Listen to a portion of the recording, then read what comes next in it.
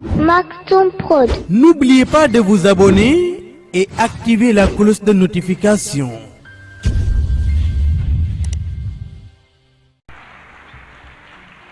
Bismillahi rahmani rahim. Wa sallallahu wa sallama wa baraka ala ashrafil mursalin Muhammadin rasulillah wa ala alihi wa ashabihi الطيبين الطاهرين ورضا الله الخالد عن جميع المؤمنين. حضرة السادة، السلام عليكم ورحمة الله تعالى وبركاته. Le grand philosophe musulman Muhyiddin Ibn al-Arabi, dans un contexte similaire de celui du premier siècle de l'islam, attirait l'attention des promoteurs qui voulaient proposer le soufisme comme alternative de l'islam sunnite. Il leur disait ceci: le sentiment de culpabilité reste comme toujours le déclencheur de toute réforme objective. Veuillez ne pas tomber encore dans le même piège. Fin de citation. N'oubliez pas, mesdames et messieurs, qu'en mai 2008 aura lieu le 40e anniversaire de mai 68. Une date et une période où l'on a vu naître un mouvement de protestation dans le monde. Ce mouvement qui a eu tant d'influence sur le comportement de nos sociétés, toutes générations confondues. Donc, l'événement d'aujourd'hui vient pour s'interroger et trouver des réponses. Car dans ce monde du XXIe siècle, on nous parle de tout et sans gêne. On nous parle de capitalisme de catastrophe. On nous parle de bazar humanitaire. On nous parle de la richesse de la pauvreté, pauvreté choisie ou pauvreté subie. On nous parle du mariage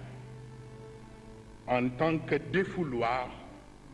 de nos pulsions de violence. On ne parle pas de la femme en tant que symbole de noblesse, de dignité et de sagesse, mais on nous parle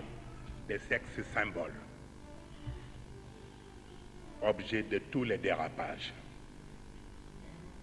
On nous parle aussi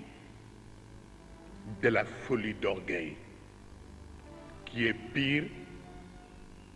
que l'handicap physique. On nous parle aussi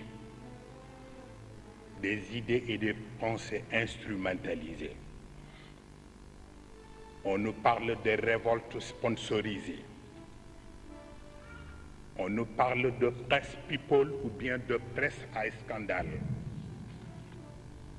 On nous parle aussi de l'Internet comme une fausse révolution, mais on nous parle surtout de purification spirituelle qui est beaucoup plus dangereuse que la purification ethnique. Donc, face à cette situation, l'emblème de votre association Synergie Femmes, Xorondom, Bolo, Wadwer. Donc, votre emblème mérite une réflexion profonde, car notre monde est submergé par des slogans vidés de leur sens. Sayyidina Muhammad sallallahu alayhi wa sallam affirme avec juste raison: les oiseaux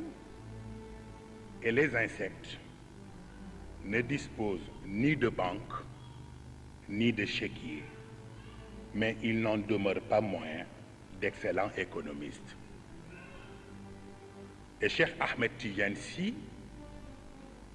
ajoute ceci: cela signifie que le rationnel soit en contradiction avec l'intelligence, que celle-ci soit en mesure de verrouiller définitivement les issues qui peuvent nous conduire au naturel. Cheikh Ahmed nous raconte ce groupe de fonctionnaires qui venaient demander la bénédiction de Cheikh Al-Hajj Malick Sy parce que leur salaire ne leur permettait plus de joindre les deux bouts. Seydi El-Hajj Malick leur répondit alors: parce que justement, vous placez le payeur au-dessus du créateur. Serigne Cheikh, dans sa sagesse divine, attire ici religieusement notre attention. Les intérêts restent toujours ce qu'ils n'ont cessé d'être, des intérêts tout court. Mais n'est-il pas dégradant pour l'être humain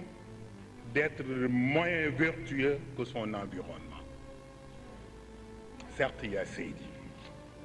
Et dans notre quotidien, on exige aux contribuables de payer une TVA. Cette valeur ajoutée, que représente-t-elle? Sinon un rallonge sur mesure de nos devoirs pour subvenir aux exigences de notre droit. Dieu, dans son ultime bonté, lui aussi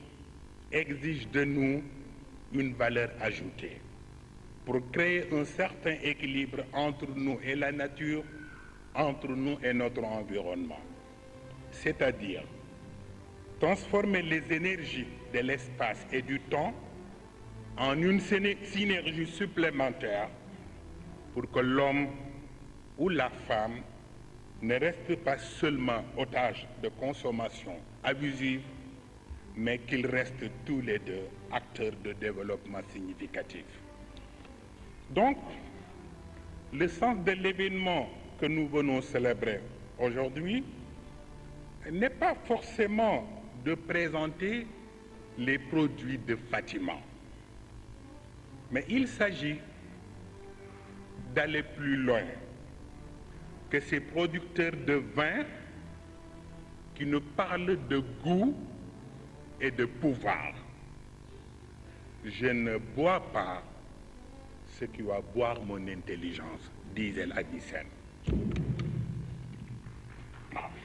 Donc votre rôle, Synergie Femmes, c'est de renverser cette tendance, c'est-à-dire nous donner un goût et un pouvoir qui renforcent sagement notre sens de perception et d'équilibre. Au paradis divin, il y a tous les goûts et le pouvoir. Et aucune société ou industrie ne sollicite le sponsor d'un tel ou tel produit, car c'est la main experte de Dieu qui fabrique tous ces cocktails, nous dit le Coran. Inna al-abrara yashrabuna min ka'sin kana mizajuha kafura aynan yashrabu biha ibadullah yufajjirunaha tafjiran yufuna bin nadri wa yaxaafuna yawman kana sharruhu mustatira wa yut'imuna at-ta'ama ala hubbihi miskinan wa yatiman wa asira innama nut'imukum liwajhi llah la nuridu minkum jazaan wala shukura. Donc, dans ce Coran, on trouve tous les ingrédients. Donc, je souhaite à votre tour que vous trouverez tous les moyens nécessaires pour donner au produit Fatima toute la légitimité qu'on croyait exclusive dans l'autre monde si pur et si merveilleuse. Je vous remercie de votre attention.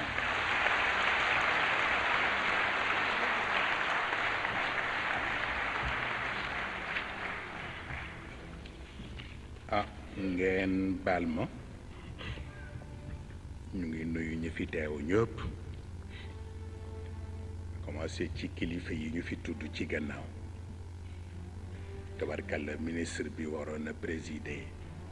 cérémonie bi te mu fekk ko ci àll mu yabal sunu jigéen bi Soxna Awa Payge mu ñëw teewal ko fi mu wax fi kàddu yu am solo yi mu fi wax wa tabarakallahu ak ki nga xam ni moo fi teewal itam ministre de l'agriculture et de l'élevage mu mel ni itam partenaires yi nga xam ni ñoom la Synergie Femmes am te tabarkalla ñoom ñëpp ñu jël parole bi léegi wax li seen xalaat et tabarkalla wax itam li nga xam ni mooy seen yéene ci jàppale leen ñoom itam ñu ngi leen di nuyu te di leen sant di sant itam képp ko nga xam ni depuis ñu commencé liggéey bi ba fii ñu toll kenn ku ci nekk ci façon bi nga mën a jàpp ci liggéey bi def nga ko mu di góor mu di jigéen tabarkalla soxna Mboose mi présidente bi wax na leen li jaaju yëpp te on ne peut pas être plus royaliste que le roi mu mel ni moom moo gën a xam terrain bi moo ko seq ak ñi mu ko seqal itam tabarkalla kilifa yi fi toog yëpp wax nañu li ñu rafetlu ci moom ak ñi mu seqal yëpp ci wàllu liggéey bi ñu ngee nuyu nag sunu gan yi fi ñëw tabarkalla ci wàllu communauté libanaise ay libanais lañ leen di wax waaye mel na ne ay sénégalais lañ comme ñun ndax ni ñu fi dëkkee la ñu fi dëkkee tabarkalla di sunu ay wëllëre ñoom ñëpp tabarkalla lépp lu ñu xew la ñu taxaw ci jàppale ñu bokk ko ak ñun tabarkalla ñu ngi leen di nuyu ñoom ñëpp di nuyu itam sunu invité yi fi ñëw yëpp tabarkalla góor ak jigéen moo mel ni itam tabarkalla guddi na waaye dañu bëggoon ñaan leen na ñun dafa am lu ñu gëm dañu amoon lu dul benn kilifa mu di Cheikh Ahmed Tijani mu mel ni présence am tey mu ngi fi nekk ak présence sunu soxna bi toog di soxna Fatimata Zahra mu di soxna Kiné mu ngi teew ànd ak ñi mu àndal ak soxna Hajja Fatima di seen soxna bopp di yaayu daara tabarakallahu ñu ngi nuyu ñëpp di leen sant ci seen teewaay mu mel ni itam tabarkalla loo gis rek mu nga aju ci yéene borom ak ci yittey borom bu ngeen gisee ñu waxee ni ñu waxee maanaam loolu Ali Sène wax ñu koy wax Ibn Sina te mu wax ni je ne bois pas ce qui va boire mon intelligence dafa am lu ñu xaw jaaxal mu ne dañu tudd alcool fii te bu ñu jëlee alcool fii muy màndil nit te yàlla tudd alcool ci aljanna te bu nit jëlee alcool ci aljanna du màndi kon nag ingrédient bi yàlla def ci alcoolam ci aljanna ba du màndi xanaa day renforcer nit ci dignitéem ak personnalitéem ingrédient boobu mu ci def la bëggoon ñoom mboose jéem ko trouver ba ñoom itam ci seen biir jus yi bu ñu ko defaree mu def ci nit ki loo xam ni mën na nekk ndax mag ñi dañ daan toog fii di tudd benn soxna bu jigéen ni soxna siikat bu toggee ku lekk ñamam yàlla mën na def sa yaram aram safara parce que du ñam ba mais sellte ka def ñam ba moo tax ñu wax ko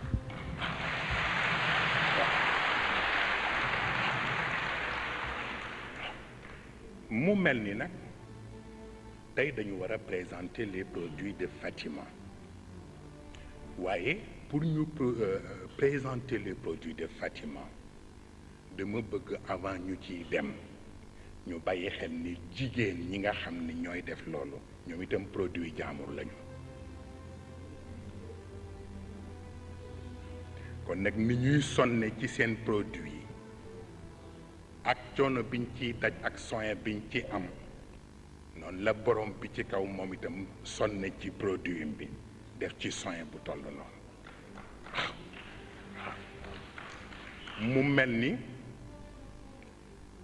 def na ci ay coono wut na ci ay mode d'emploi bi mu ci njëkk a utiliser mu ngi ko tënk ci téere bu ñu wax at tawraat muy Torah wala ñenn ñi di ko wax la Bible ñu jox ko yonent Yàlla Muusa mu waxee ci premier degré beneen mode d'emploi bi ñu tënk ko ci beneen téere bu ñu wax al injil mooy évangile ñu dénk ko yonent Yàlla Isa mu waxee ci deuxième degré beneen mode d'emploi bi ñu tënk ko ci téere bu ñu wax al Quran muy le Coran ñu dénk ko yonent bu ñu wax Muhammad mu waxee ci troisième degré mu mel ni nag daf di nekk une occasion parce que produit bi incha allah li ci aju ñi ko def danañ leen wax li ciy farata mais dafa am benn malentendu buy am maanaam ci ni ñuy interpréter diine nu mu jàppee jigéen ndax wax yi dafay bare or que wàllu jigéen dépassé na sax wàllu religion maanaam li ci xew dëgg-dëgg moo di jigéen dafa nekk victime benn conflit bu mu comprendre conflit bi xëy na dana reeloo nit sax mais lu am la mooy conflit sunu boroom ak Iblis lu tax nag mu demee noonu moo di sunu boroom Iblis dafa yaakaarul lu dul pexe te sunu boroom xeebal ko pexem te yemul ci xeeb gi waaye daf ko tudd boole ca te mooy inna kayda shaytaani kaana daifa donc tudd googu sunu boroom tudd pexe Iblis ni dafa tuuti te wëlbati ku tudd pexe jigéen ni pexe jigéen nag dafa rëy a innahu min kaydikunna inna kaydakunna adim loolu moo tax Iblis ci biir conflit ak sunu boroom mu choisir jël jigéen comme otage ndax mën a utiliser pexe bu rëy bi ci moom pour fayoo ko ci lépp lu yàlla am loolu mooy tax képp ko xam ni mën nga défendre cause am ci xalaat bu mu mën doon muy fexe di la jàppale ca xalaat ba pour que cause am mën a triompher moo tax jigéen ñi danañu soow mais fekk ne liy poser problème bi jógewul ci l'islam mais dafa am ñeneen ñuy travailler pour wàcce jigéen te ci biir wàcce bi ñu defe ni diine moo ko wàcce parce que lan moo gën metti baat bi ñu wax ni les femmes sont comme des crevettes. Il faut oublier la tête et déguster le reste. wàcce jigéen ba foofu ba ci daraja crevette bu fekkoon ne loolu rek moo tax yàlla bind ko kon du ko jar ndax yàlla pour moom li ma leen wax sànq ni jigéen symbole la symbole noblesse la symbole dignité la symbole sagesse la waaw kon nag du nangu ñu wàcc ko ba ci boobu niveau waaw ba tax na léeg-léeg ngay gis ñuy soow nangam araam na l'islam nanguwul nangam dugg na fi génn fi bu jigéen bëggee liggéey ñu ne warul liggéey na muuru toog ci këram mais li may jaaxal ba jaaxal ma mooy ñoom suñu mbokk yi nekk suñu mbokk arab yi ñoom ñi nga xam ni ñooy bind di wax ni jigéen warul liggéey ñooñu nettali ci siira yonent bi pour wax ni Sayyidatna Khadija moo appuyé yonent bi ci biir mission yëpp te lim ko appuyé mooy alalam mais fan la Sayyidatna Khadija jële alal bi daf ko liggéey daf ko ñaq moo tax mu mën a dimbale yonent bi kon nag ndegam foofu la araamawul woon masaat léegi jamono bi nga xam ne beneen jamono la waaw ba tax na kon nag bépp wax bu génn bala ñu koy moomalee diine nañu seet ba xam wax bi fa mu jóge ak it lan la bëgg a taxawal ak lan la bëgg a appuyer pour ñu soog a xam ndax diine la wala leneen la lu dul diine ba tax na kon nag xëy na guddal nañu waaye itam dañu bëggoon leeral lool rek pour ñu xam ni jigéen li ko l'islam di demander rek moo di bu ko kenn ëpp dignité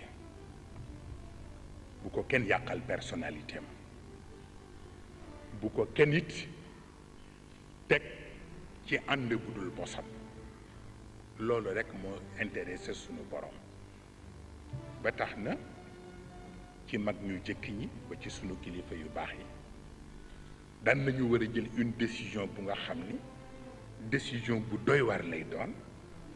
waaye bala ñu koy jël ñu woo jigéen bu baax laaj ko xalaat laaj ko conseil am mu jox leen ko loolu moo lay xamal ni jigéen ñi am na fu seen daraja ak fu seen cër yegg loolu tax mag ñi di ko doxale noonu kon nag ñu ngi kontaan bu baax ci façon bi nga xam ni sunu mbokk waa Synergie Femme liggéeyee nañ ko soxna si représente ministre bi wax na ko wax bu am solo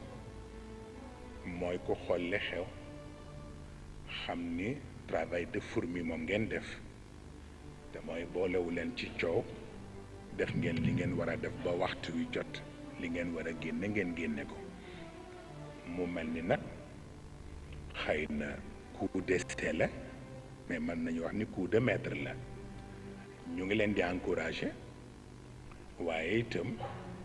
ba am koo xam ni toujours li mu xas amal waru ko xool li mu war a xool rek mooy fa mu war a jëm waaw mu mel ni nag fa ngeen war a jëm incha allah ñi fi toog ñëpp di ay kilifa jóge ci ministère yi wax nañu seen détermination pour jàppale leen ah ndegam ña ca wolandoo waa daanu ca teen bi nag masaak ña ca bind ba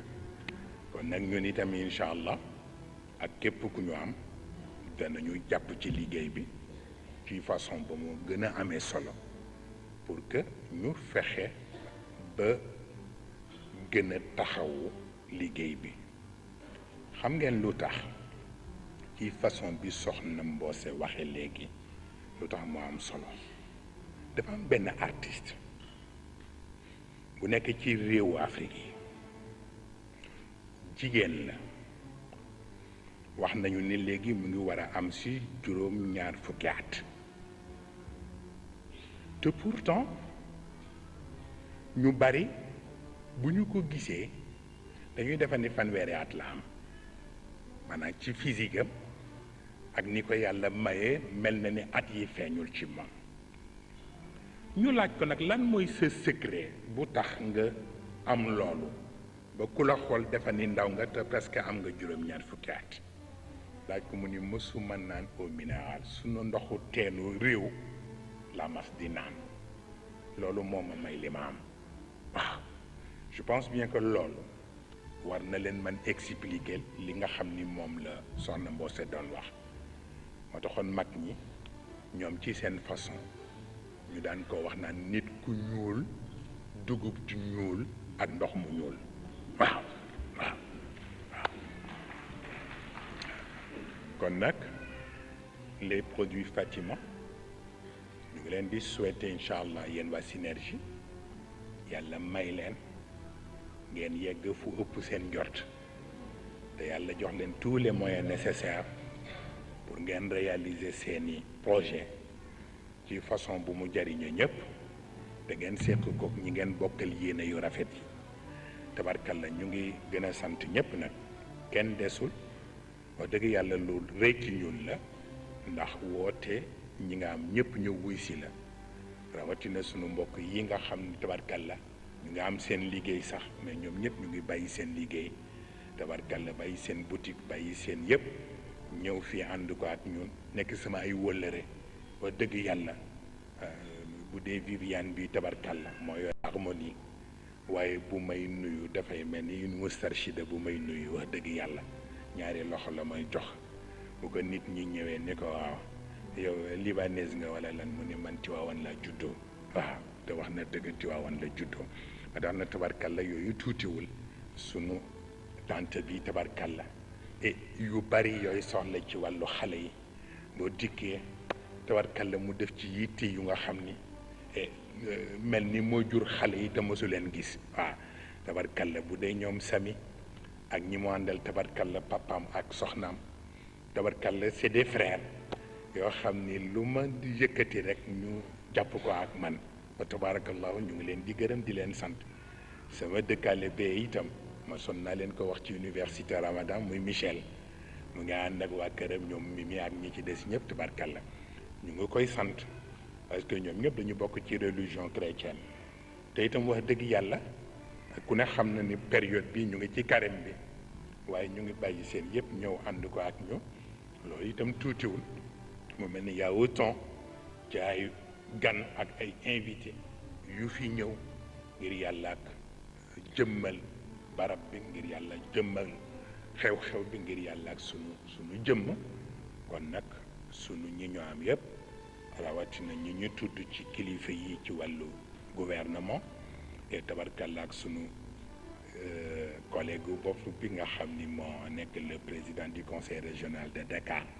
ñu ngi koy sant bu baax tabarkalla di sant képp koo xam ni ñëw nga tey jóge ci famille religieuse wala nga jóge ci association wala nga jóge ci mouvement bu mu mën doon wala institution bu mu mën doon wala entreprise wala société ñu ngi sant tout le monde ñu ngi ñaan yàlla yal na yàlla defal ñëpp barke te yàlla defal ñëpp sutura ngeen baal ñu ci guddal gi incha allah wasalaamu aleykum wa rahmatullahi taala wa barakatu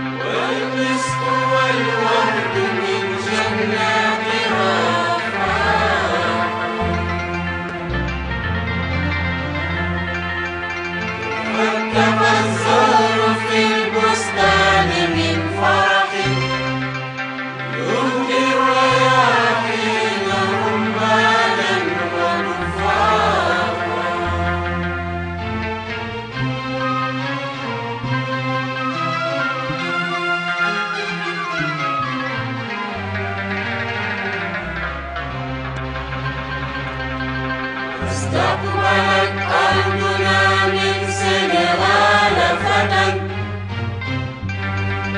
بلغت رشد من العرفان الصفاء فضيلة الشيخ وافى فاستنار به درب الطريقة تعليما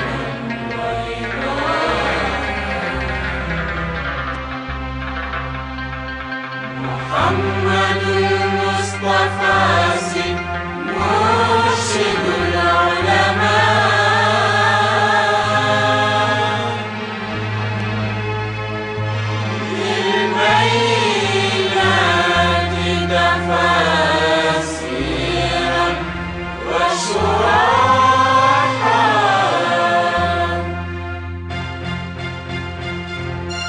محمد المصطفى مرشد العلماء بالبينات تفاسيرا وشراحا محمد المصطفى مرشد العلماء بالبينات تفاسيرا وشراحا يا مرحبا بك تعلو من ضمائرنا عما نكن بنا تمشي لإفصاحا يا مرحبا بك بالوفد بالكريم ومن غدا يؤم رحابا نويت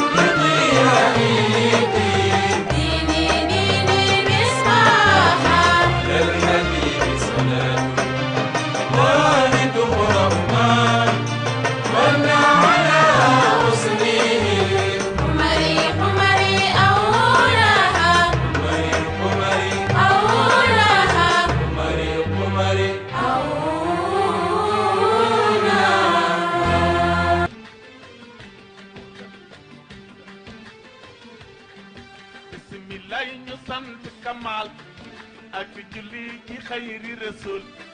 bismillah ñu sant kamal ak julli ci xayri rasul ak di jaajëfal suñu mbër mi Moustapha ci ndam li mu jël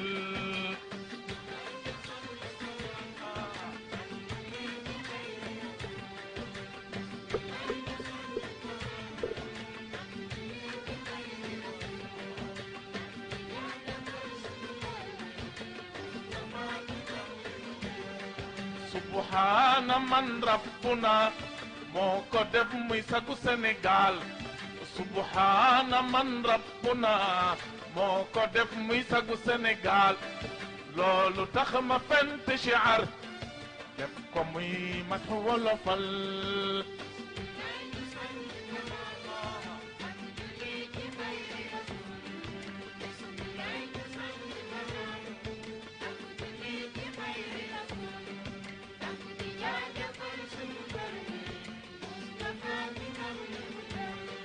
lillahi muhtasiban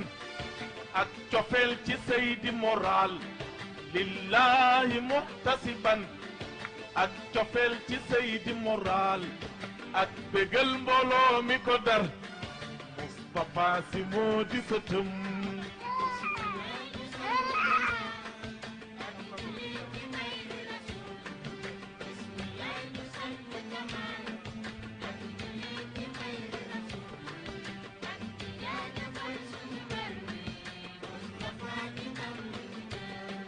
Mawlaaya Seydi Tafaasi yaa ñu doy ci Yaasin Jaal Mawlaaya Seydi Tafaasi yaa ñu doy ci Yaasin Jaal ulamaa una ci lu bir ñoom ñépp ba naw sa tëral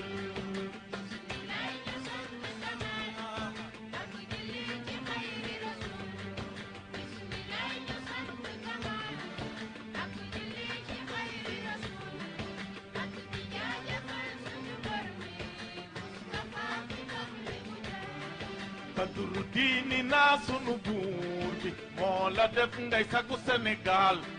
Badru diini naa sunu buur bi moo la def ngay sagu Sénégal yaa Shamshana jërëjëf dine fe yoon na yaay ki ko taal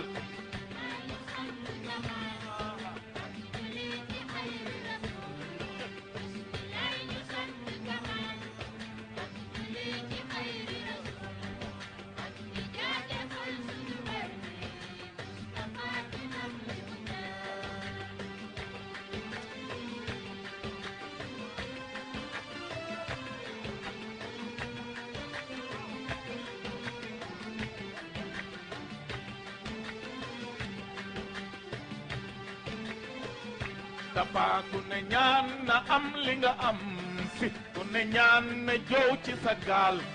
ku ne ñaan na am li nga am si ku ne ñaan na jow ci sa gaal Murshidina mooy sunu gaal gaal gi fii te xel Sénégal Allah wa rabbul alamin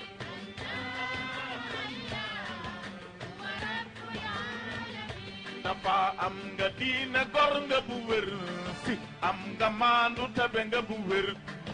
am nga diina gor nga bu wér si am nga maandu tabe nga bu wér am nga kersa donnu nga mbër Cheikh sa baay ba kenn yabu ko wa rabbul alamin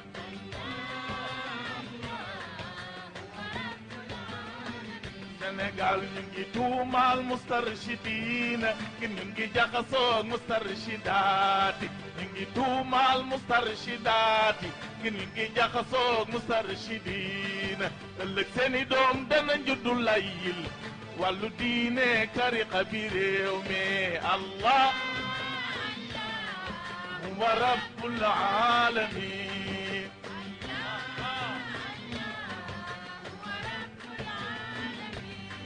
dalu ñoo tux te du nu mandi sa ko xam-xam julli la ñu xiirtal dalu ñoo tux te du nu mandi sa ko xam-xam julli la ñu xiirtal bañ a doyadal lii sunu métier mën a tedd ba jaamu ci yàlla allah wa rabbul alamin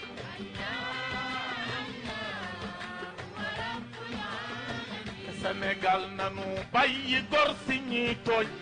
Moustapha si deful waxul lu ñaaw si nanu bàyyi gor si ñuy tuumaal sëtu mbay si deful waxul lu ñaaw si ndaw lu xëy di def li ko war la dal ci toolu diina di bay at yu néew du tax nga ne bul bay yow sa xel xalaatul xanaa Moustapha la nu am Seydi Moustapha la nu xam Moustapha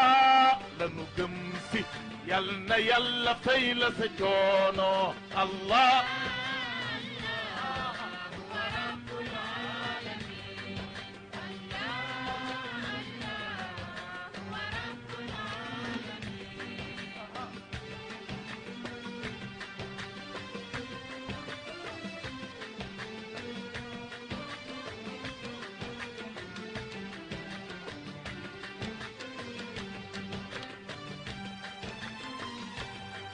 suñu ruu yi fu la neex jëmee ca kaw suñu ruu yi fu la neex jëmee ca kaw suñu xol yaa ngi fu la neex jëmee papa suñu xol yaa ngi fu la neex jëmee papa fa ñu jëlee si fa ñu jëmee ko gën papa fa ñu jëlee si fa ñu jëmee ko gën gaynde njaay bu fàddoo ci manding kon ñaloor sax mën a feeñ gaynde njaay bu fàddoo ci manding kon ñaloor sax mën a feeñ mbër mu mel ni tey suñu mbër mi ku ko am sa xol mën a féex wa rabbul alamin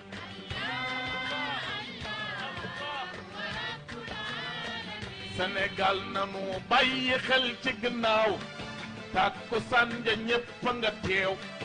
nanu bàyyi xel ci gannaaw takkusaan ja ñépp nga teew Cheikh Tidiane si mooy ki fi aar tey jàkka bay si roy leen Cheikh Allah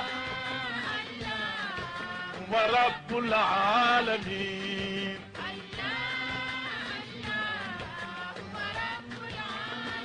Sénégal mag ñu baax ñi gëm nañu kii ndaw ñu baax ñi gëm nañu kii mag ñu baax ñi gëm nañu kii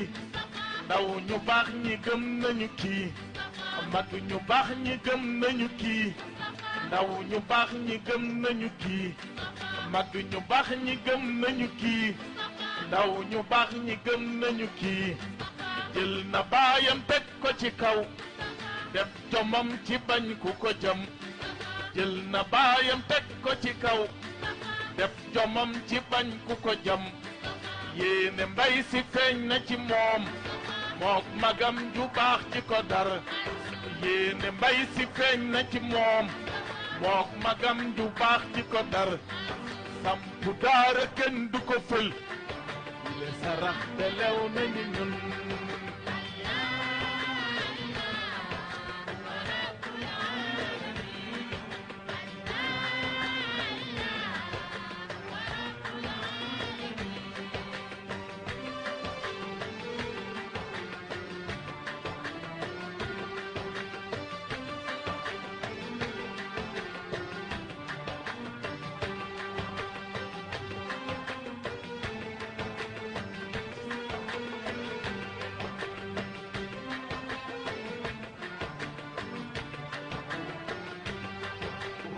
ndaw ñi mos na bekkoor moo ci taw ba meññ ci leer xol yi ndaw ñi jëm ci bekkoor yaa ci taw ba meññ ci leer bi ñuy wër di taal suñu réew mi taluñu ko won ngir suñu tey siir toolu weddi kenn du ci góobe ngëm bu sell moo gën a wóor Allah